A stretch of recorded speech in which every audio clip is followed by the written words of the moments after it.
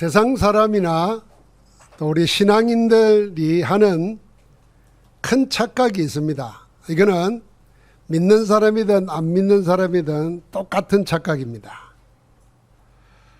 자기 신념을 신앙으로 생각하는 착각입니다. 신앙과 신념은 근본부터 다릅니다. 겉으로는 별반 차이가 없는 것처럼 보이지만은 사실은 하늘과 땅 차이만큼 큰 것이 신념과 신앙의 차이입니다. 신념은 하나님 없는 인간 자신의 경험과 지식에 기반을 둔 자기 생각, 자기 마음입니다.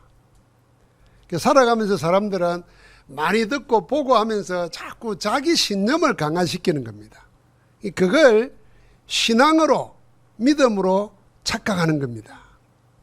그러니까 거의 객관적인 근거보다는 일방적이고 확정 편향적인 요소가 신념에는 많습니다. 그러나 신앙은 자기의 경험이나 지식이 아니라 성삼위 하나님과 그분의 말씀을 기초로 한 생각과 마음입니다. 그래서 신앙은 그 자체가 에베소서 2장 7절과 8절을 보니까 하나님의 선물입니다. 신앙과 신념은 무엇에 근거하느냐에 따라서 분명하게 구별됩니다. 그래서 우리는 내 신념과 신앙을 구별할 수 있어야 됩니다. 주님이 한 번은 이렇게 말했습니다. 내 아버지께서 모든 것을 내게 주셨으니 아버지 외에는 아들을 아는 자가 없고 또 아들과 아들의 소원대로 계시를 받는 자 외에는 아버지를 아는 자가 없느니라 그랬습니다. 하나님을 어떻게 알 수 있느냐? 아들 되시는 예수 그리스도와 예수 그리스도의 말씀을 받은 자 외에는 하나님을 알지 못한다는 겁니다. 그러니까 이 말씀을 기준해서 보면은 신념은 공부나 경험을 통해서 키울 수가 있어요. 살아가면서 자기 경험, 자기 공부를 통해서 신념을 자꾸 강화시키는 겁니다. 그러나 신앙은 그것만으로는 안 됩니다. 하나님이 주시는 은혜가 없이는 하나님의 선물인 신앙이 생기지가 않습니다. 여러분과 내가 만약에 공부나 경험으로 신앙을 키울 수 있다면 우리가 예배하고 기도할 필요가 없잖아요. 공부하고 경험하면 되지. 왜 예배하고 기도합니까? 예배와 기도를 통해서 말씀을 통해서 하나님의 은혜로 나와 함께 하시는 사실을 체험하게 됩니다. 세상이나 사람이 줄 수 없는 하나님만이 주시는 능력으로 치유되고 회복하게 됩니다. 그 은혜와 축복을 통해서 우리는 더욱더 성삼위 하나님을 믿고 바라게 됩니다. 그게 신앙입니다. 그래서 젖이나 먹던 어린아이 신앙에서 굳은 음식도 소화시킬 수 있는 장성한 어른의 신앙으로 성장하는 것입니다. 여러분과 내가 하나님의 은혜를 구하고 기도하고 예배드리는 이유도 이것 때문입니다. 여러분 멀리 좋은 곳에 여행을 가가지고 가만히 있는데 믿음이 생깁니까? 안 생깁니다. 여러분 세상에 많은 지식을 들으면 믿음이 생깁니까? 나는 세상 뉴스 볼 때마다 믿음이 생기는 게 아니라 어떨 때는 화가 나고 어떨 때는 슬픔이 생기고 그래요. 야, 어쩌다가 이리 됐나 이런 생각이 들 때가 많아요. 믿음이 생기지가 않습니다. 그러나 우리가 예배하고 기도하고 말씀 들을 때 하나님이 우리에게 세상에서는 못 주는 위로부터 내리는 믿음이 생겨요. 이 믿음이 모든 것을 이기게 만드는 것입니다. 하나님의 말씀을 기도응답으로 받은 전도자 바울이 말한 대로 열날 동안 계속된 풍랑에도 한 사람도 목숨을 잃지 않았습니다. 전도자 바울을 포함한 276명 모두가 지금이 몰타라는 섬입니다. 멜리데라는 섬에 도착했습니다. 오늘 말씀에 강풍이 부는 바다 한가운데서 275명을 살린 전도자 바울과 멜리데 섬 사람들의 신앙이 나옵니다. 이 두 신앙의 형태와 색깔이 다릅니다. 바울은 복음 신앙의 모습을 보여주고 섬의 원주민들은 신앙이 아니고 사실은 신념이 삶이 된 모습을 보여줍니다. 언뜻 보면 구별이 안 되지만은 둘을 구별하여서 우리는 전도자가 가진 복음 신앙을 나의 절대망대로 세워야 됩니다. 그래야 우리는 세상에서 흔들리지 않고 하나님의 은혜 가운데 보호를 받을 뿐 아니라 응답 속에서 인생을 승리할 수 있습니다. 자, 이 섬 원주민들의 신앙을 한번 살펴봅시다. 이들을 왜 원주민, 토착민이라 그랬냐 하면은 성경에 보면 헬라를 쓰지 않는 토착민이라는 뜻입니다. 헬라를 쓴다는 말은 문명인이라 그 말입니다. 그 시대에 헬라를 다 소통했어요. 그러니까 이 말을 못 쓰는 사람들이니까 그냥 좀 미개인이라는 그런 의미도 들어 있습니다. 이들은 비록 문명화되지는 않았지만은 인간 본연의 선한 의지를 가지고 있습니다. 그 공동체를 그 선한 의지로 이루어가고 있습니다. 자, 이들의 삶은 마치 신앙인의 모습을 띠고 있습니다. 어떤 신앙의 모습입니까? 첫째로 이들은 원주민들의 신앙은 선의의 신앙입니다. 1절과 2절을 보니까 바다 풍랑 속에서 살아 자기 섬에 온 적지 않는 숫자의 사람들 276명을 이 원주민들은 특별한 동정심으로 영접하고 온정을 베풀었습니다. 다른 번역에 보면은 원주민들이 276명에게 특별한 친절을 베풀었다 그랬습니다. 원래 섬 사람들이 배타적입니다. 좀 나쁘게 말하면 섬 사람들이 섬이라는 것 때문에 생각이 갇혀 있다 이렇게도 말을 합니다. 그러니까 예지 사람들에 대한 거부감이 강하잖아요. 그런데 이들은 276명을 특별한 친절로 맞이했고요. 먹을 것을 줬어요. 여기 이들이 석 달 동안 살았으니까. 분명히 원주민들은 문명화되지는 않았지만 인간 본연의 선한 성품을 가지고 있습니다. 그래서 외지인을 배척하거나 적대시하지도 않았습니다. 목숨을 잃을 위기에서 살아온 난감한 사람들에게 할 수 있는 모든 친절을 베풀었습니다. 이런 원주민들의 삶의 태도는 선행을 실천하는 신앙인의 모습과 같습니다. 사람은 누구나 어려운 처지나 공경을 당한 사람을 보면 안타까운 마음에서 도움을 베풉니다. 그래서 척은지심이라 그러잖아요. 인간의 원래 가져야 될 마음이라는 거죠. 그런데 이런 인간의 본연의 선한 마음을 이용하는 자들이 있습니다. 마치 그것을 신앙인 것처럼 선전하고 복음 신앙을 왜곡하고 변질시킵니다. 그래서 선행전도, 얼마나 선한 마음, 선한 행동을 하느냐에 따라서 그것이 마치 믿음이 크고 구원받은 표시인 양 속입니다. 여러분도 당장 여러분에게 좋게 대하면 믿음 좋은 사람 같고 혹시 막 지적하고 그렇게 살면 안 돼 이렇게 말하면 저 사람은 율법적이다 이렇게 판단하는 게 있잖아요. 우리 마음에 그런 게 있단 말이에요. 선의에서 나온 선행은 선의이고 선행일 뿐입니다. 신앙은 아닙니다. 사람이라면 누구나 가지고 행해야 될 본분입니다. 이걸 마치 신앙인 양 착각해서는 안 되는 겁니다. 두 번째로 원주민의 신앙은 공의의 신앙입니다. 3절 4절에 보니까 추우니까 나무를 가져다가 불을 피우는데 바울이 나무에를 던지는데 그 나무 속에 숨어있던 독사가 나와가지고 바울의 손을 확 물고 떨어진 게 아니고 물고 있는지라 그랬습니다. 그래 그걸 보고 섬 사람들이 뭐라 그러냐면 저는 바다에서 구조를 받았지만은 공의가 하나님의 공의, 하나님의 신의 공의가 저를 살지 못하게 함이로다. 공의라고 그랬습니다. 운 좋게 풍랑 속에서 살아나왔지만은 우리가 모르고 있는 뭔가가 저 사람에게 있어. 그러니까 신이 저를 죽이게 만드는 거라. 이런 공의의 신앙을 가진 겁니다. 여러분, 이런 신앙이 우리 속에 신앙처럼 자리 잡고 있습니다. 이런 마음 생각이. 그래서 우리도 이런 말 하잖아요. 인간보니 사필기쟁이니. 다 그래서 생긴 말들입니다.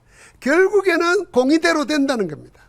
그러니 지금 인내하고 기다리면 반드시 좋은 결과가 온다. 그걸 신앙처럼 생각합니다. 원주민들은 독사에 물린 바울이 몸이 붓든지 쓰러져 죽든지 할 줄 알고 기다리고 있습니다. 여러분, 기다리고 있는 동안에 마음으로 무슨 생각을 했을까요? 그들 자신이 신앙이라고 생각하는 그 일이 이루어지기를 기다리고 있는 겁니다. 빨리 죽어야 된다, 그 말입니다. 그런 결과가 어땠지요? 바울을 물고 있던 독사를 툭 떨어버렸습니다. 그러니까 조금도 상함이 없었어요. 금방 붙든지 죽을 줄 알든지 기다리고 있는데 이 원주민 사람들은 자기 기대와 신앙에는 큰 충격이 왔습니다. 자기 경험과 지식에 건강한 신앙의 모습을 띈 신념이 무너지는 순간이었습니다. 자기 믿는 대로 안 되었잖아요. 세 번째 원주민의 신앙의 본색은 그래서 허상의 신앙입니다. 6절에 그랬습니다. 그들은 그가 붙든지 혹은 갑자기 쓰러져 죽을 줄 기다렸다가 오래 기다려도 그에게 아무 이상이 없음을 보고 돌이켜 생각하여 말하되, 바울을 보고 뭐라 그랬어요? 신이라 그랬습니다. 처음에는 특별한 동정심으로 특별한 친절을 베풀더니 독사가 바울의 손을 물고 있는 걸 보고는 바다에서는 구조받았으나 공의가 그를 죽게 한다 그랬습니다. 그러고는 금방 쓰러져 죽을 줄 알았는데 오래 있어도 죽지 않게 되자 지금까지 가지고 있던 생각을 바꿔버리면서 그를 신이라 그럽니다. 원주민들이 가지고 있는 신앙은 아무런 실제가 없습니다. 되어지는 상황 따라서 달랐습니다. 순간의 감정 따라서 이리저리 쉽게 바뀌었습니다. 여러분, 우리가 변하는 상황 따라서 바뀌고 내 감정 따라서 이리저리 흔들리고 그건 신앙이 아닙니다. 히브리서 11장에 보니까 믿음은 바라는 것들의 실상이요 보이지 않는 것들의 증거라 그랬습니다. 그 말씀을 기준에서 보면 원주민들의 신앙은 보이지 않는 것을 바라는 실체를 믿는 신앙이 아니었습니다. 변하지 않는 영혼의 실체가 없는 상황에 따라서 순식간으로 바뀌는 허상에 불과했습니다. 신앙은 변하는 모든 것들을 붙잡아주는 영원한 실상입니다. 신앙은 허상 그 자체가 아닙니다. 근데 원주민들은 그 허상을 붙잡고 사는 겁니다. 그리고 세상 사람들도 자기의 신념을 신앙처럼 생각합니다. 그래서 그들은 그게 그 신념을 신앙이라 생각하는 속에 굳이 신앙이라는 이름을 붙여야 된다면은 사람의 도리를 체계화시킨 도덕적 신앙에 불과합니다. 여러분, 도덕적 신앙은 사람 보기에 아름답고 훌륭하고 존경할 만하기도 합니다.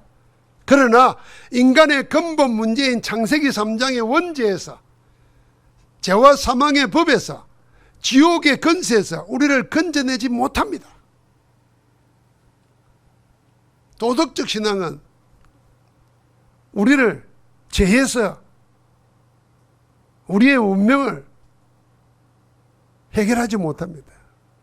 그래서 우리는 유교라 그러니까 유교를 종교라고 생각하는데 유교는 도덕적인 가르침을 가르치는 겁니다. 사람답게 살라고 하는 겁니다. 그걸 종교화 시켜 놓은 게 우리가 잘못된 유교입니다. 불교도 마찬가지입니다. 진짜 불교의 석가모니의 가르침을 깨달은 사람은 이렇게 말합니다. 절에는 신이 없다. 스승이 있을 뿐이다. 그렇게 말합니다. 그 말은 먼저 깨달은 사람이 가르치는 스승이 있지 절에는 신이 있는 게 아니에요. 그런데 이걸 종교화시켜 가지고 전부 다 기복적으로 만들어버린 겁니다. 기독교는 그런 신앙이 아니라고 말입니다. 그래서 우리의 원죄와 지옥과 사단의 권세에서 하나님께로 돌아오게 하는 구원은 오직 예수 그리스도의 은혜로 얻는 복음의 신앙뿐입니다. 그래서 우리 모두는 신념에서 벗어나서 하나님의 은혜로 얻는 영원한 실상인 신앙을 얻어야 됩니다. 이 신앙을 말씀과 예배와 기도를 통해서 얻어야 되는 겁니다. 누가 가르친다고 하는 게 하나님의 은혜를 얻는 겁니다. 그래서 가장 큰 신앙은 언제 생기느냐 하면요, 여러분 죽다가 살아나면 신앙 생길 것 같죠. 신앙처럼 보입니다. 죽다가 살아나 보세요. 하나님이 나 살렸다 그럽니다. 그러다가 다른 병거를 보세요. 또 흔들립니다. 뭐 문제 있어가지고 막 매달려 기도하다가 해결받으면 막 그게 믿음인 줄 생각합니다. 안 합니다. 믿음은 언제 오느냐. 여러분 예배하는 가운데 찬양하고 기도하고 말씀 듣는 가운데 하나님이 은혜로 우리에게 깨닫게 하십니다. 하나님이 말로 설명할 수 없는 뭔가가 옵니다. 어느 날 보면은 내가 죽었다 산 것도 아니고 벼락 맞아가 죽어야 되는데 살아난 것도 아닌데 내 마음에 든든한 망대가 세워집니다. 하나님의 기뻐하신 것을 쫓아가게 돼요. 그게 믿음입니다. 그래서 하나님은 괜히 예배하고 괜히 말씀 주고 괜히 기도하게 하는 거 아닙니다. 우리에게 참된 믿음을 주기 위해서입니다. 원주민들에게 보여주는 바울의 신앙은 차원이 달랐습니다. 바울은 선이나 공의 그리고 허상의 신앙이 아닌 영원한 실상인 복음의 신앙이 뭔지를 보여주고 있습니다. 우리는 이런 신앙을 갖도록 기도해야 됩니다. 자, 전도자 바울이 가졌던 신앙의 첫 번째가 뭡니까? 하나님이 말씀하신 그대로 이루신다는 것을 믿는 말씀 성취의 신앙이었습니다. 어젯밤에 하나님의 사자가 내 곁에 서서 바울아 두려워 말라, 네가 가이사 앞에 서야겠고 너와 함께하는 모든 사람을 내가 너에게 주었다. 나는 내게 말씀하신 그대로 되리라고 하나님을 믿노라 그랬습니다. 받은 말씀대로 성취하는 것을 믿는 바울의 신앙이 참된 복음 신앙입니다. 자, 이미 바다 한가운데서 그 응답을 받았잖아요. 오늘도 독사가 물으면 죽어야 되는데 죽지 않는데 이 자체가 뭡니까? 이미 주님이 마지막 성찬하시기 전에 마가복음 16장 15절부터 20절에 약속해 주었습니다. 너희는 온 천하에 다니며 만민에게 복음을 전하라. 믿는 자에게는 이런 표적이 따르리니 곧 그들이 내 이름으로 귀신을 쫓아내며 새 방언을 말하고 뱀을 집어 올리며 무슨 독을 마실지라도 해를 받지 아니하며 병든 사람에게 손을 얹은 적 나으리라 그랬습니다. 오늘 이 섬에서 석 달 동안 있으면서 바울을 통해서 나타난 하나님의 일을 보십시오. 주님이 말씀하신 그 말씀이 바울의 삶에 그대로 나타납니다.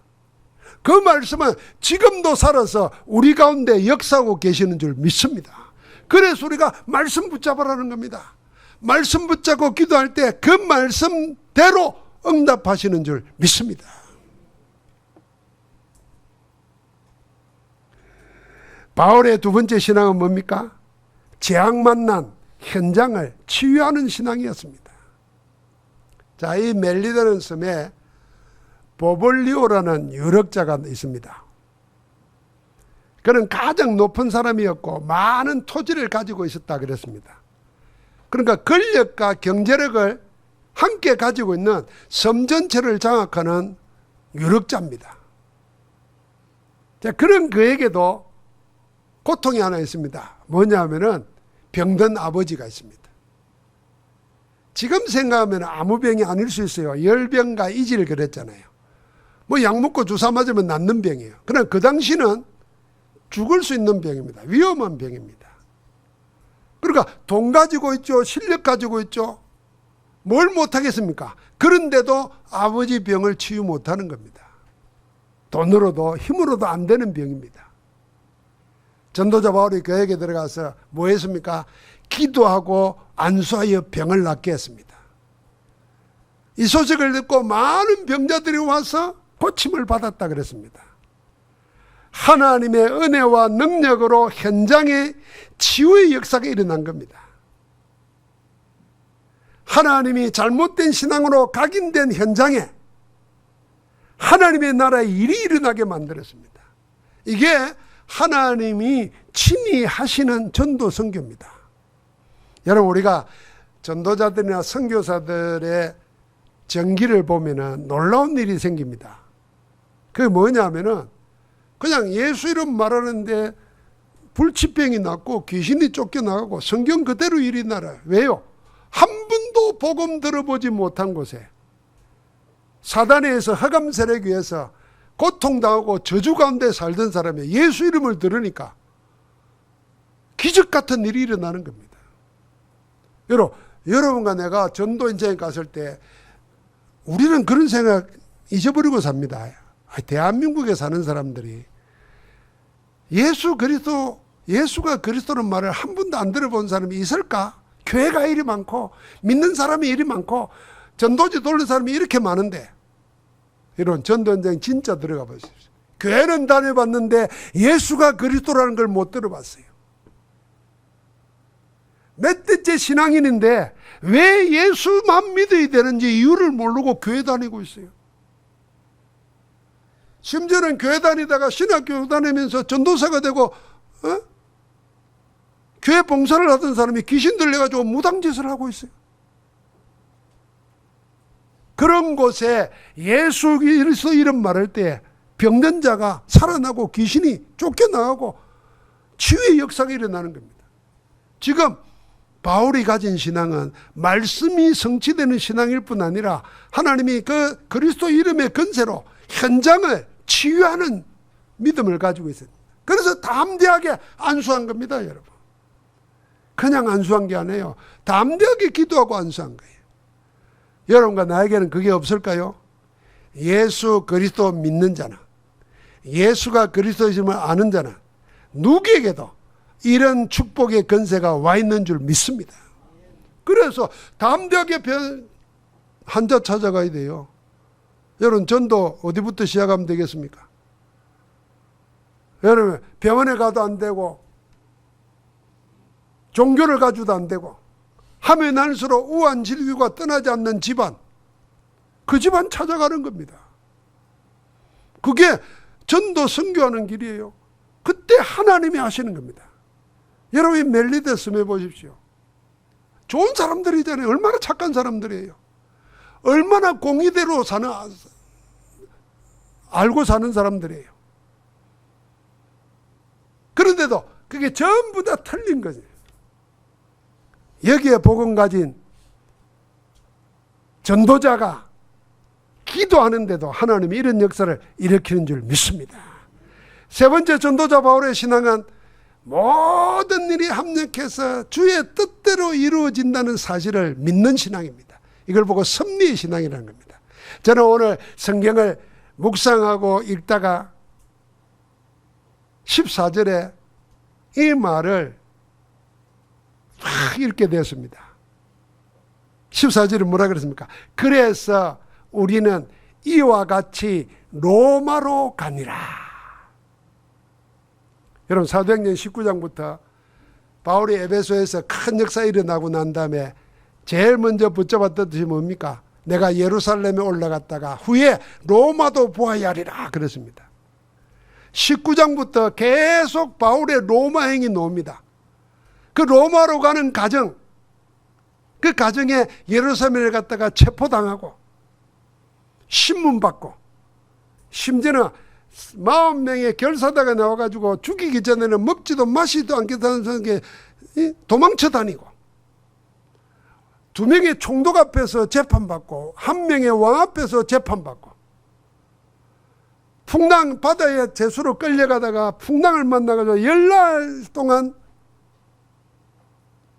살 소망이 끊어진 배에서 기도응답을 받고 쭉 과정을 보면 파란만장합니다.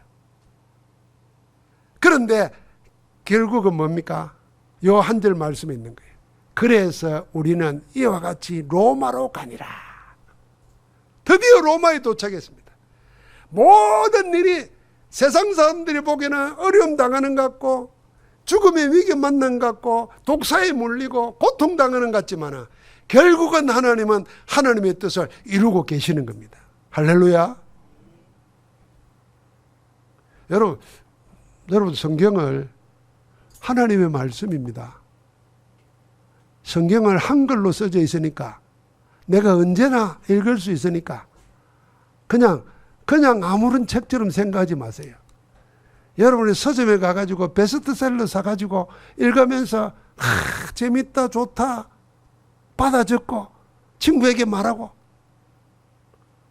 여러분 성경을 그 서점에서 산 사람이 산 책보다도 못한 것처럼 생각하고, 그러면은 여러분 말씀 주시고 말씀대로 행하시는 하나님의 은혜를 내 신앙이 어디서 생기겠어요? 저는 그래서 우리는 이와 같이 로마로 가니라. 앞에 사도행전 전체가 쫙 보이고 지금 우리의 전도 행전이 보이고 내 인생이 쫙 이 말 화면에 보이더라고. 그래, 결국은 하나님의 뜻대로 되는 거다. 나는 하나님의 뜻 안에 내가 있어야 되지. 그럼 오늘 말씀 보니까요, 이 15절에 보면 이런 말이 나와요. 그곳 형제들이 우리의 소식을 듣고 아비오 강장과 트레이스 타바레네까지 맞으러 나오니 바울이 그들을 보고 하나님께 감사하고 담대한 마음을 얻으니라. 그러니까 로마에 있는 사람들이 바울이 로마에 들어왔다는 소식을 듣고 맞으러 나왔잖아요. 여기 아비오 광장이 나오잖아요. 그러니까 아비오 광장은 지금 어떤 곳인가? 요 타브레라는 곳이 지금 어떤 곳인가 해서 내가 네이버를 찾아봤어요. 야, 그런데요, 놀랍게도 75세 되는 어른이 사도행전에 이 바울이 로마로 가는 여기를 일부러 찾아갔더라고요. 요 사도행전을 따라서. 그 사진도 찍어놨고 쭉 나왔어요. 아니, 로마 시내에서 요 아비오 광장까지 64km라. 64km면은 적어도 이틀, 사흘은 걸어야 되는 거잖아요. 그러니까 로마에 있던 믿음의 사람들이 바울이 왔다는 소식을 전해 듣고는 그까지 맞으러 놓은 겁니다. 여러분, 이거 바울이 언제 이들에게 복음 전했습니까? 처음 가는 길인데 하나님은 준비해 놓고 기다리고 만나게 하는 겁니다. 이들이 들어가서 바울은 주택에 감금되어 있지만은 계속 바울과 함께 메시지 듣고 말씀 나누면서 현장에 복음 전하는 겁니다. 로마 복음화가 이렇게 시작되는 겁니다. 놀라운 일입니다. 사랑하는 성도 여러분, 언약은 반드시 이루어집니다. 그래서 우리가 세상의 경험과 지식으로 굳어져 있는 내 신념이 아니라 하나님의 말씀과 하나님이 주시는 은혜로 내게 생겨진 참신앙, 이 망대가 우리 속에서 든든하게 서야 됩니다. 그래서 우리의 기도 제목이 뭡니까? 내 인생에 내 안에 하나님의 망대가 서게 하옵소서, 말씀의 망대가 서게 하옵소서, 응답의 망대가 서게 하옵소서 기도해야 됩니다. 그래서 신앙이 신념을 넘어서야 하나님의 역사가 실제로 나타나는 겁니다. 풍랑맞는 세상입니다. 하나님이 안 하면 절대 해결할 수 없는 인간의 근본 문제, 이 속에서 지금 풍랑맞나 재앙당하고 고통 속에 세상은 살고 있습니다. 인생의 근본 문제, 영적 문제는 사람이 만든 그 무엇으로도 해결하지 못합니다. 그래서 하나님께서 우리를 사랑하시는 그 큰 사랑으로 아들을 우리 대신 희생시키시고 믿는 자마다 구원하도록 구원의 길을 열어주셨습니다. 그 길이 오직 예수 그리스도 한 길입니다. 그 예수 그리스도를 영접함으로 믿음으로 하나님의 자녀가 되고 하나님의 생명을 얻고, 하나님의 생명 얻은 자가 말씀과 기도 속에서 하나님이 주시는 은혜로 믿음이 생겨나고 그 믿음의 열매로 기도 응답을 받게 되고 그 힘이 사람을 살리는 전도의 길이 열리는 겁니다.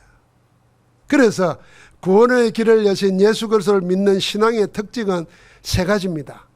오직, 유일성, 재창조입니다.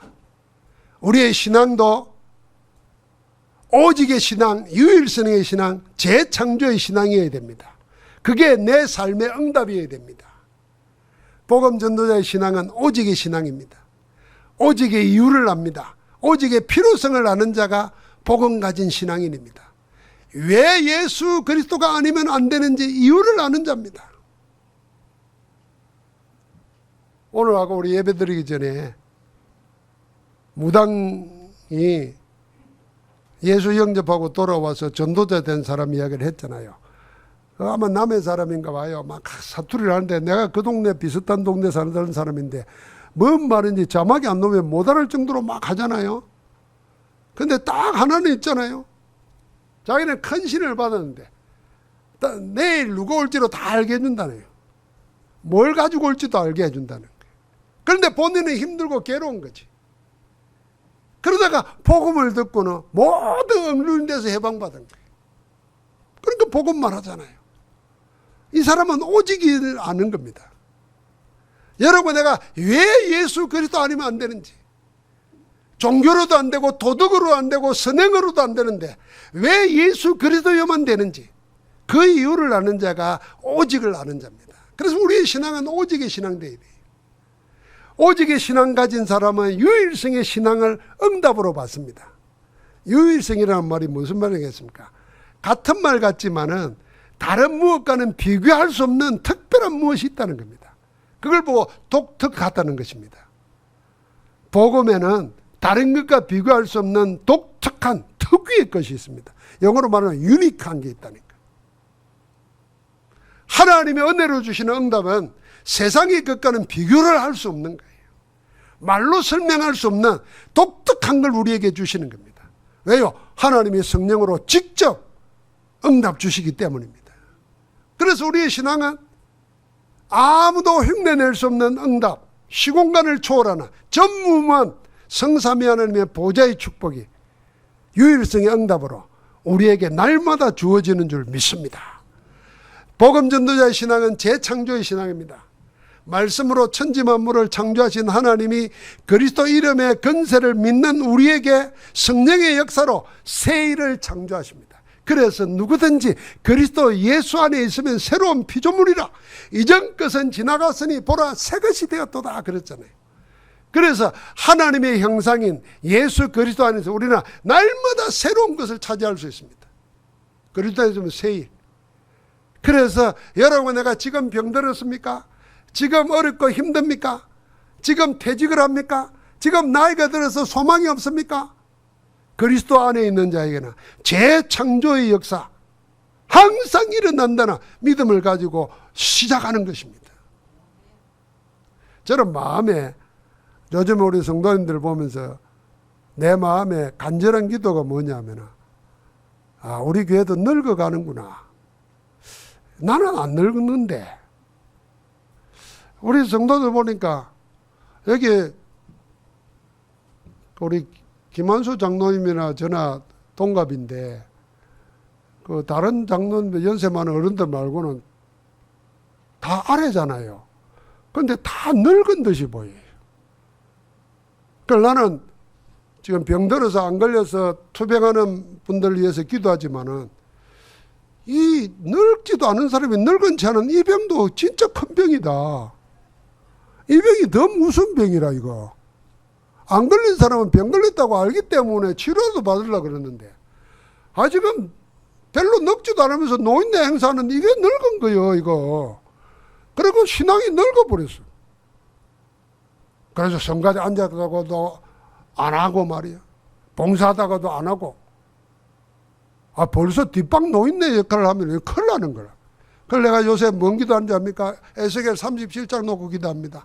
마른 뼈들에게 가서 이게 보이냐? 뭐냐? 마른 뼈들입니다. 이게 살겠나 죽겠나? 하나님 나한테 늘 묻는 거야. 너 교회 그 나이 많은 사람들이 나이도 안 많은데 나이 많은 자는 그 살겠나 죽겠냐? 성경대로 내가 답합니다. 주께서 하시나이다. 내가 뭘 하오리까? 그래, 말씀을 대하나라. 그러니까 뭐 설교 준비할 때마다 이 말씀을 기억하면서 하나님, 나는 말씀 대하납니다. 내 말 안 하고 하나님 주신 말씀하겠습니다. 생기를 보고 대하나라 그래. 그래서 바울이 능력과 성령과 큰 확신으로 말씀 전했듯이 나도 그리하게 하옵소서 기도합니다. 여러분, 내가 다 마른 뼈 해골도 살리는데 하나님의 군대가 되게 하는데 왜 나를 못 살리겠습니까? 왜 우리를 못 살리겠습니까? 왜 우리 교회를 못 살리겠습니까? 재창조의 신앙이 복음 가진 우리의 신앙입니다. 한번 같이 합시다. 오직, 유일성, 재창조의 신앙. 다시 시작하는 겁니다. 그리스도 안에서 새 먹기를 주의 이름으로 축복합니다. 하나님 감사합니다. 성취된 말씀을 언약으로 붙잡고 24 기도하다가 하나님 나라 보좌의 축복을 친히 체험하게 하시고 하나님의 나라의 일을 체험하는 정인으로 서게 하옵소서. 우리 주 예수 그리스도 이름으로 기도하옵나이다. 아멘.